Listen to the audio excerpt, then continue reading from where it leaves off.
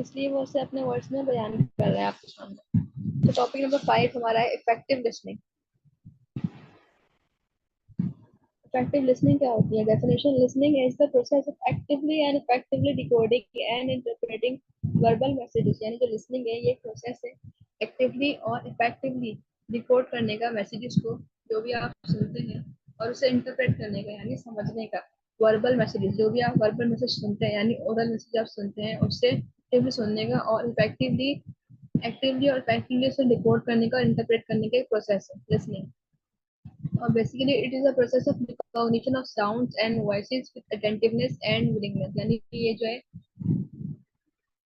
एक प्रोसेस है साउंड्स और वॉइस यानी जो भी आवाजें होती हैं उन्हें उन्हें पहचानने का, साउंड्स और वॉइस को पहचानने का विद अटेंटिवनेस एंड विलिंगनेस। यानी पूरे आपकी जो है ना, आपकी हाजिर हाजिर दिमागी के साथ और आपके विलिंगनेस के साथ, अपनी मर्जी के साथ आप उस जो है ना आवाज़ को पहचान रहे हैं, उससे समझ रहे हैं। ये एक लिसनिंग का प्रोसेस है। Good listening skills can be required by practice and discipline. यानी जो गुड लिसनिंग स्किल्स हैं वो एक्वायर की जा सकती हैं यानी हासिल की जा सकती है bye practice and discipline, practice और डिसिप्लिन के साथ। Listening is one of the 4 language skills. यानी जो लिसनिंग है वो 4 लैंग्वेज स्किल्स में से एक है। एग्जाम्पल्स: लिसनिंग जो है ना 45% रिक्वायर्ड होती है, स्पीकिंग 32% रिक्वायर्ड होती है, रीडिंग 12% और राइटिंग 11%। जो हमारी इफेक्टिव कम्युनिकेशन है उसमें लिसनिंग सबसे ज्यादा रिक्वायर्ड होती है यानी 45%। देन स्पीकिंग आती है 32%, फिर रीडिंग आती है 12 और राइटिंग आती है 11%। It is important to note that listening is a receptive skills because when we listen, we receive information that adds to our knowledge। यानी जो हमारी लिसनिंग की स्किल्स है, हमें ये याद रखना चाहिए हमेशा कि ये बहुत अहम है, क्योंकि ये एक रिसेप्टिव स्किल है। यानी जो भी हम इंफॉर्मेशन रिसीव कर रहे हैं ये उसको रिसीव करने की स्किल्स है। अगर हम कोई भी इंफॉर्मेशन सही से रिसीव कर पाएंगे तभी तो वो हमारी नॉलेज में इजाफा करेगी। देन आता है हमारा 5.1 इम्पोर्टेंस ऑफ लिसनिंग यानी लिसनिंग की अहमियत। Listening is the most frequent activity of a life and important factor in communication process. Listening जो है वो मोस्ट फ्रीक्वेंट एक्टिविटी है यानी ये कि आप ये अक्सर जो है ना लिसनिंग का प्रोसेस तो आप दिन में 24 घंटे करते हैं शायद, या 12 घंटे तो करते ही करते होंगे। लिसनिंग जो है मोस्ट मोस्ट फ्रीक्वेंट एक्टिविटी है यानी ये आप हमेशा करते हैं, फ्रीक्वेंटली करते हैं यानी अचानक से भी करते हैं। तो ये आपकी लाइफ का एक फ्रीक्वेंट एक्टिविटी है और बहुत इंपॉर्टेंट फैक्टर है आपके कम्युनिकेशन प्रोसेस में। इसके बगैर आपकी कम्युनिकेशन कंप्लीट ही नहीं है। सो you can well imagine the prime importance of listening from the fact that 45% of our communication time is spent on listening activity। यानी आप उससे इमेजिन कर सकते हैं अच्छे तरीके से कि जो आपकी लिसनिंग है वो कितनी प्राइम इंपॉर्टेंस यानी कितनी ज्यादा अहमियत रखती है आपकी कम्युनिकेशन में, क्योंकि ये 45% आपका कम्युनिकेशन टाइम इसी पे स्पेंड होता है, लिसनिंग एक्टिविटी पे। So listening plays a vital role in the process of communication. Listening जो है वो एक वाइटल रोल, एक अहम किरदार अदा करती है आपके कम्युनिकेशन के प्रोसेस में। it is an it is an irrefutable fact that the most of the information is gained through listening। यानी ये एक इनकार नहीं किया जाता है इस फैक्ट से, इस हकीकत से कि जो लिसनिंग है वो मोस्ट ऑफ द इंफॉर्मेशन जो है वो हमारी लिसनिंग के थ्रू ही हासिल होती है। और it is a receptive skills because when we listen we receive information that adds to our knowledge. यानी एक रिसेप्टिव स्किल है, एक इंफॉर्मेशन, एक मैसेज रिसीव करने की स्किल्स है। और जब भी हम सुनते हैं तभी हम इंफॉर्मेशन को अपनी नॉलेज में ऐड कर पाते हैं।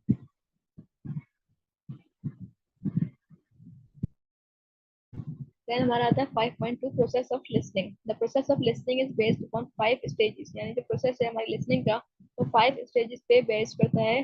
5 स्टेजेस में इंक्लूड है: पहला हेयरिंग और रिसीविंग, दूसरा फोकसिंग, तीसरा डेसिफरिंग, चौथा एक्सेप्टिंग और पांचवा स्टोरिंग। सो इसे वन बाय वन पढ़ेंगे। Through these stages appear to be distinct but are closely are closely related to with each other. ये स्टेजेस देखने में बहुत डिफरेंट लग रहे होंगे एक दूसरे से, लेकिन ये एक दूसरे से बहुत ज्यादा गहरा ताल्लुक रखते हैं। पहला स्टेज है हमारा हेयरिंग और receiving. The process of listening begins with hearing or receiving a sound। यानी जो प्रोसेस हमारी लिसनिंग का वो शुरू होता है हेयरिंग और रिसीविंग द साउंड, यानी कोई भी साउंड, कोई भी वॉइस कोई भी आवाज सुनने से शुरू होता है या रिसीव करने से शुरू होता है हमारा प्रोसेस ऑफ लिसनिंग। पहला स्टेप ये हमारा हेयरिंग है, यानी साउंड सुनना। दूसरा हमारा B focusing. Focusing means to pay attention to the sounds we hear. अब जब हमने साउंड सुना उस पर अटेंशन देना। जब भी हमने साउंड सुना उस साउंड पे अटेंशन देना फोकसिंग है। At this stage we take interest in them. इस स्टेज पे हम इंटरेस्ट लेते हैं उस साउंड पे जो भी हमने सुना। We try to hear the sounds with attentiveness and willingness. और फिर हम कोशिश करते हैं कि हम उस साउंड को अटेंटिवनेस और विलिंगनेस के साथ सुने, यानी पूरी अपनी हाजिर हाजिर दिमागी और अपनी पूरी मर्जी से सुने उस साउंड को जो भी हमने सुना। फिर आता है हमारा सी, यानी सॉरी डेसिफरिंग पे आता है। डेसिफरिंग मींस असाइनिंग मीनिंग्स और decoding the words we receive और है, यानी जो हमने सुना साउंड उसे मीनिंग यानी एक मायने देना और डिकोड करना वर्ड्स को जो भी हमने सुना अपने वर्ड्स में उसे डिकोड करना, उसे इंटरप्रेट करना, उसे अंडरस्टैंड करना। डी हमारा आता है accepting. At this stage we interpret the message as intended by the speaker और सेंडर। इस स्टेज पे हम इंटरप्रेट करते हैं मैसेज को as intended by the speaker और सेंडर, मीन्स जो भी स्पीकर और सेंडर की बोलने की नियत थी, जो भी उसके बोलने की ख्वाहिश थी, उसके अकॉर्डिंग हम मैसेज को इंटरप्रेट करते हैं। जो भी वो बोलना चाह रहा था उसके अकॉर्डिंग हम मैसेज को यहाँ पे इंटरप्रेट करते हैं एक्सेप्टिंग वाले स्टेज पे। ये आता है हमारा storing what we hear is the final stage of the process of listening. यानी स्टोरिंग का मतलब है जो भी हमने सुना। अब इसका फाइनल स्टेज क्या है? फाइनल स्टेज ये है कि उसको हम स्टोर करें। Storing what we hear means उसको स्टोर करें, उसको सेव करें अपने माइंड में, अपने अपनी मेमोरी में जो भी हमने सुना। वो फाइनल स्टेज है हमारी लिसनिंग का। Storing means putting the message in our memory, यानी मैसेज को अपनी मेमोरी में स्टोर करना, पुट करना, सेव करना।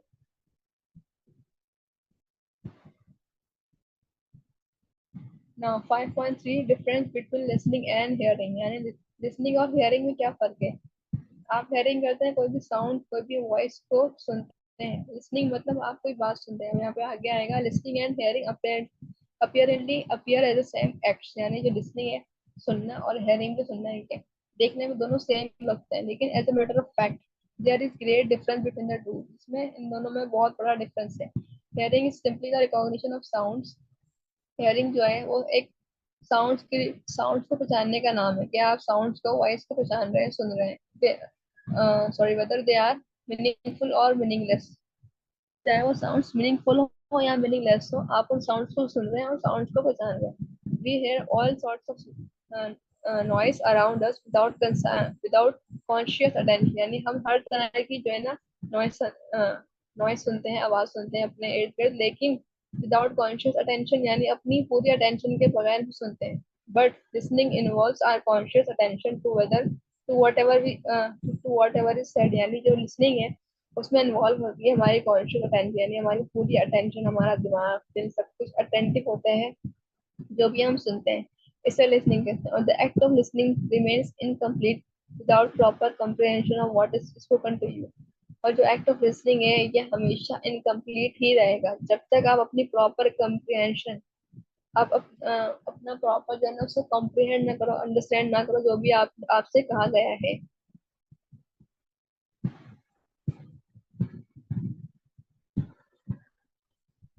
Okay, so 5.4 general faults of listening. यानी जो हम लिसनिंग यानी सुनने में जो हम एक आम सी गलतियां करते हैं वो कौन कौन सी गलतियां होती हैं। Our listening efficiency affected adversely by the following faults. यानी जो हमारी लिसनिंग एफिशिएंसी है वो इन फॉल्ट्स की वजह से बहुत अफेक्ट करती है। ए हमारा है prejudice against the speaker. If you have good opinion about a person you will pay full attention to what he says. यानी अगर आप किसी के बारे में अच्छी ओपिनियन रखते हैं किसी इंसान के बारे में तो आप उसकी बात पे पूरी अटेंशन देंगे कि वो क्या कह रहा है। But when you have certain prejudices and grudges against the speaker, लेकिन जब आपके माइंड में उसके लिए अच्छी इमेज नहीं होगी, उसकी कोई खिलाफात होंगी, कोई इनाज की पार्टियां होंगी, तो आप उसकी बात पे सही से गौर नहीं कर पाएंगे। You will not like to listen to him. आपको उसकी बात सुनना पसंद ही नहीं होगी। और you will listen to him carelessly. अगर आप सुनेंगे भी तो केयरलेसली सुनेंगे उसकी बात को। दस your listening efficiency is affected. और इसकी वजह से आपकी लिसनिंग एफिशिएंसी जो है वो अफेक्ट करेगी प्रीजुडिस की वजह से अगेंस्ट द स्पीकर। बी हमारा है external distraction. often different external distractions affect your listening efficiency. यानी अक्सर आपकी जो different external distractions होती हैं वो आपकी listening efficiency को affect करती हैं. The for example the body dress, strong perfumes are the negative factors which disturb your listening efficiency. यानी एक परफ्यूम का नाम है शायद, एक बॉडी ड्रेस क्या है, बहरहाल ये स्ट्रॉन्ग परफ्यूम जो भी है, स्ट्रॉन्ग परफ्यूम जो होते हैं आपके, वो नेगेटिव फैक्टर्स होते हैं क्योंकि वो आपको डिस्टर्ब करते हैं, आपको डिस्ट्रैक्ट करते हैं सुनने से. लिसनिंग एफिशिएंसी यानी आपको एफिशिएंटली सुनने से डिस्ट्रैक्ट करते हैं, डिस्टर्ब करते हैं स्ट्रॉन्ग परफ्यूम्स. ये भी एक एक्सटर्नल डिस्ट्रैक्शन है. सी हमारा है hasty confusion. We are in the habit of cutting into discussions and try to arrive at the conclusion hastily. As a result, our listening efficiency is affected. यानी हमेशा हमें conclusion पे पहुंचने की जल्दी ज़्यादा होती है. फौरन हम जम करते हैं conclusion पे. तो इस जल्दबाजी की वजह से भी हम अक्सर जो है effective listening नहीं कर पाते,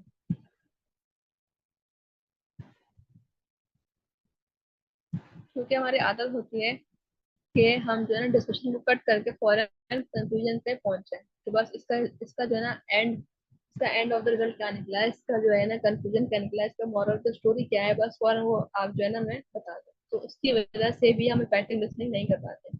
डी हमारा है annoying words. As certain kinds of people annoy us because we dislike them to do so so do because we dislike them so do their words and so to their words. यानी जो कुछ तरह के लोग कुछ ऐसे लोग भी होते हैं जिनसे हम जो है ना बहुत चिढ़ते हैं, बहुत अनोइंग होते हैं क्योंकि वो हमेशा अनोइंग बातें ही करते हैं. तो उनके जो वर्ड्स होते हैं ना हम उनसे भी बहुत अनोइंग होते हैं, हम उनको भी बहुत डिसलाइक करते हैं. तो जो अनोइंग वर्ड्स या ना पीपल होते हैं ना, उनकी वजह से भी इफेक्टिव लिसनिंग पे असर पड़ता है. They cause your negative reaction to their message. क्योंकि इसकी वजह से कि आप उनके वर्ड्स को डिसलाइक कर रहे हो, की वजह से आप उनके मैसेज पे एक नेगेटिव रिएक्शन दोगे. Such words shout so loudly in our mind that our listening comprehension is affected.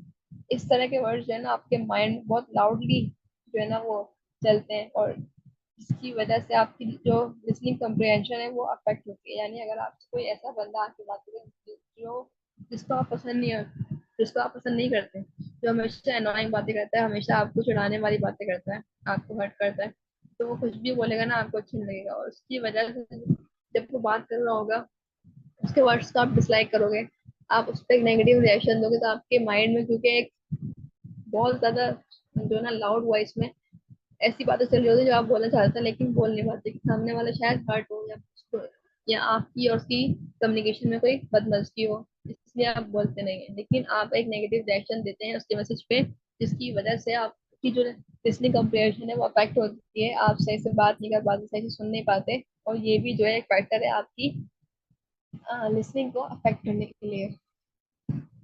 ये हमारा है monotonous manner of speaking.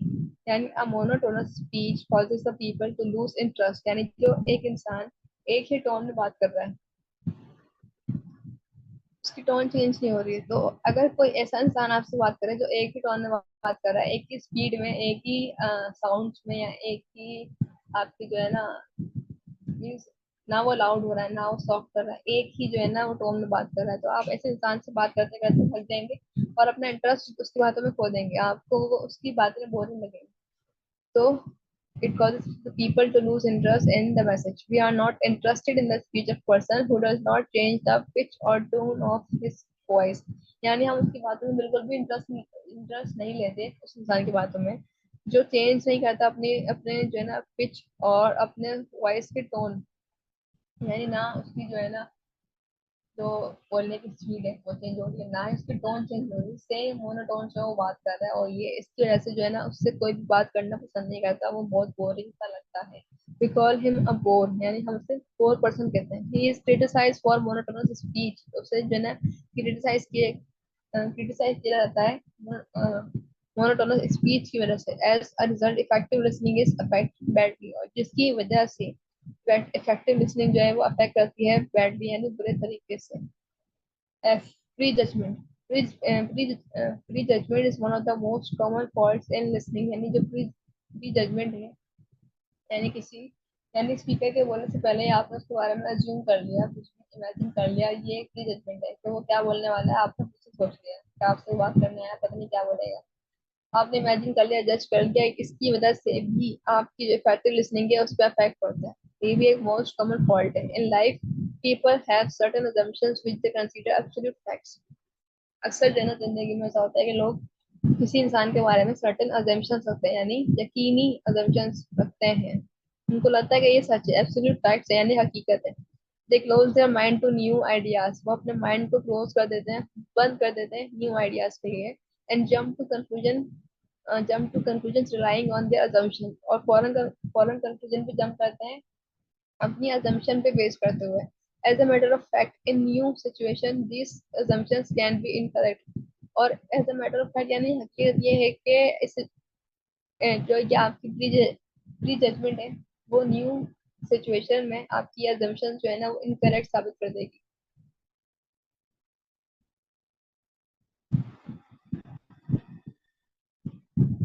Okay, सो हमारा पॉइंट जी है self centredness. Self centred listeners turn a deaf ear to the speaker. यानी जो एक self centred person है, एक सिर्फ जो है ना अपने अपने बारे में सोचने वाला, एक सेल्फिश टाइप का बंदा, तो ये चाहता है कि बस हमेशा जो है ना लोग उससे देखें, लोग उससे बात करें। सेल्फ सेंटर्ड है जो हमेशा जो है ना हर तरह की सिचुएशन में एक अटेंशन सीकर टाइप होता है, अटेंशन जो है सबकी कैच में जाता है। तो सेल्फ सेंटर्ड लिसनर्स क्या होते हैं कि turn a deaf ear to the speaker. यानी जो डेफ एयर होते हैं, यानी जो जो बहरे होते हैं, उनको भी वो स्पीकर यानी बोलने पे मजबूर कर देते हैं। क्योंकि वो जो होते हैं सेल्फ सेंटर होते हैं, वो सिर्फ अपनी अपनी तारीफ को सुनना चाहते हैं। इसलिए जो वो उस इंसान को भी जो सुन नहीं सकता, यानी जो बहरा है, जो डेफ है, उससे भी वो बोलने पे मजबूर कर देते हैं। They try to control the conversation rather than to listen what is being said। यानी हर वो हमेशा जो है ना अपनी अपनी और अपने जो आपके लिसनर या स्पीकर है उनकी कम्युनिकेशन को कंट्रोल करने की कोशिश करते हैं, सुनने के बजाय। और for example if a manager mentions a problem face by the whole team, यानी अगर मैनेजर जो है मेंशन कर रहा है प्रॉब्लम जो पूरी टीम फेस कर रही है, a self centred member will eagerly relate his own problem. यानी जो सेल्फ सेंटर्ड जो इसमें मेंबर है टीम में, वो फौरन से अपनी प्रॉब्लम लेके आ जाएगा बीच में कि मेरी ये प्रॉब्लम है, और सारे जो है ना वो उसकी प्रॉब्लम सुनने पर लग जाएंगे, और जो पूरी टीम प्रॉब्लम फेस कर रही है उसको इग्नोर कर देंगे, छोड़ देंगे। Will not pay attention and listen to what the manager says. यानी वो उस बात पे अटेंशन नहीं देगा और उस बात को नहीं सुनेगा जो मैनेजर ने कहा। सो एच हमारा है selective listening. Another common fault in listening is selective listening. यानी एक और कॉमन फॉल्ट जो है हमारी लिसनिंग में वो है selective listening. When you listen selectively you will listen only what is of interest. यानी जो अब आप सुनते हैं सिलेक्टिवली, मीन्स जो आपको बातें आपके इंटरेस्ट के अकॉर्डिंग लगती है, आपके ऑफ इंटरेस्ट के अकॉर्डिंग लगती है, आप सिर्फ अगर वही बातें सुनते हैं, तो ये भी आप बहुत बड़ी गलती करते हैं, क्योंकि इसमें आपकी इफेक्टिव लिसनिंग जो है वो अफेक्ट करती है। The result is that you will not remember what the speaker has said। यानी इसका नतीजा क्या निकलेगा कि आप सिर्फ वही बात याद रखेंगे जो स्पीकर ने आपके आपके इंटरेस्ट के अकॉर्डिंग कही, बाकी सारी बातें भूल जाएंगे जो भी उसने कहा। instead you instead you instead you remember only what is of interest। जबकि आप सिर्फ वही बात याद रखेंगे जो आपके इंटरेस्ट की थी, जो स्पीकर ने बाकी सारी बातें बोली वो आप सब भूल जाएंगे। सो सिलेक्टिव लिसनिंग भी एक बहुत बड़ा कॉमन फॉल्ट है।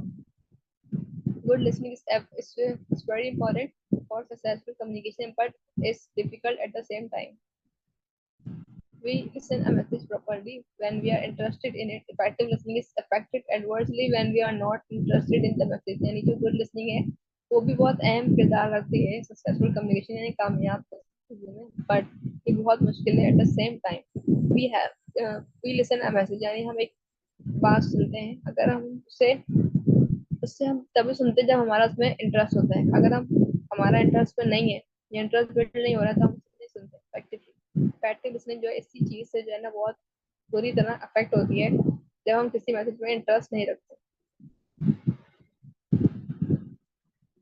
5.5 हमारा टेक्निक्स और स्टेप्स फॉर इफेक्टिव लिसनिंग, यानी इफेक्टिव लिसनिंग के क्या स्टेप्स होने चाहिए। Your ability to listen effectively plays a vital role in the success of your career. यानी जो आपकी ability है effectively सुनने की, ये एक अहम किरदार अदा करती है आपकी करियर की कामयाबी में. You must have observed that most of the people are not very good listeners. यानी आपने हमेशा ये ऑब्जर्व किया होगा कि काफी लोग हैं जो गुड लिसनर नहीं है, यानी वो अच्छे से सुनते नहीं है, बोलते तो बहुत है लेकिन सुनते नहीं है. Most of us face so many distractions that we often give speaker less than our full attention. यानी हम में से काफी लोग ऐसे होंगे जो बहुत डिस्ट्रैक्शन को फेस करते हैं जब भी हम कोई बात करते हैं, और हम अक्सर जो है ना स्पीकर की बात को सही से समझ नहीं पाते, उस पर फुल अटेंशन नहीं दे पाते. Following techniques are suggested to make the listening effective. यानी इस तरह की जो टेक्निक्स हैं जो हमने नीचे डिस्क्राइब की है, इस इन टेक्निक्स को फॉलो करते हुए हम इफेक्टिवली लिसनिंग कर सकते हैं. ये हमारा है स्टॉप टॉकिंग, यानी डेवलप योर लिसनिंग हैबिट. आपकी अपनी आप लिसनिंग हैबिट को डेवलप करें, यानी सुनने की आदत को डेवलप करें. डोंट टॉक अननेसेसरी की आदत डालें, और talk only when you need to talk. सिर्फ उस वक्त बात करें जब आपको बात करनी है.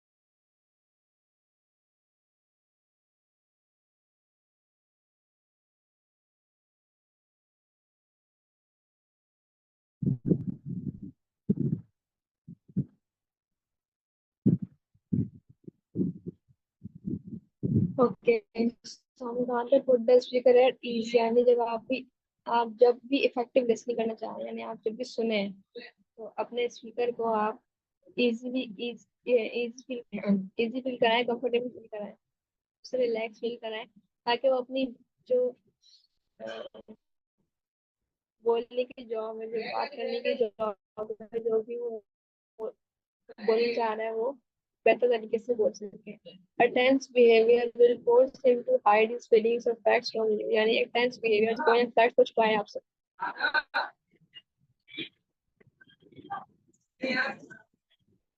ओके, सो पॉइंट सी हमारा है show the speaker that you want to listen. यानी स्पीकर को आप ये शो करें, ये दिखाएं कि आप उसकी बात सुनना चाहते हैं, आप उसकी बात सुनने में इंटरेस्टेड हैं. You convince the speaker that